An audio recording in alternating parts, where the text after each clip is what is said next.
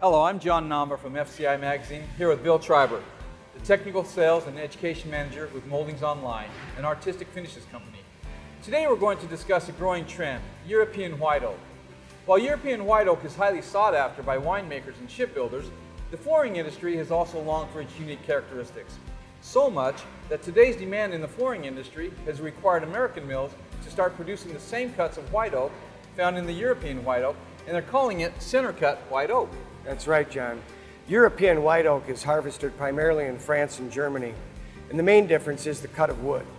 Basically, the Europeans are taking a square from the logs or a center cut, and because they are harvesting larger, more mature trees, the result is that they can get wide boards from 7 to 10 inches that consist of all three cuts of wood.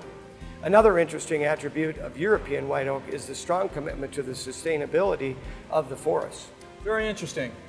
In reference to the three different cuts that you mentioned, do you mean rift, quarter sawn, and plain sawn cuts? That's right.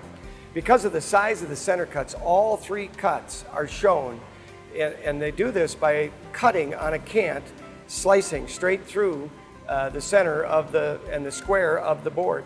The slow growth cycle adds beauty and stability to European oaks, which allows for the rift, the quarter sawn, and of course to flank the plain sawn sections of the wide width boards. You can see the three cuts here in one of our European white oak treads. Here you have quarter sawn, the rift sawn, and plain sawn within each board. So are there any other unique finishing trends happening with European white oak? Yes. Almost all of the European white oak we're doing is distressed. And here you can see the wire brushing. We also are using a zero VOC oil finish, many times the same one that's being used by the manufacturer for the flooring. And so it gives a very consistent green product. It sounds like, we've done a pretty good job of covering the European oak series. I agree. I've been seeing an increase in wire brushed European oak as well. It sounds like treads are a big part of completing the job requirements. Is this correct? Definitely. Treads have been in high demand with this particular species, but equally important are the stair nosings that we have here, back here, as well as reducers that we have here, square nosings of different sizes, and also reducers and T-molds and all the different profiles. After all, you do need to have all of the products to complete a professional looking job.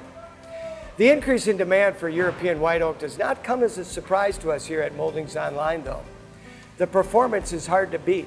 It's stable, it has a high water resistant cellular structure, and the features are unique in multi-grain. That makes a desirable high quality finishing product. Why wouldn't you want that? I agree.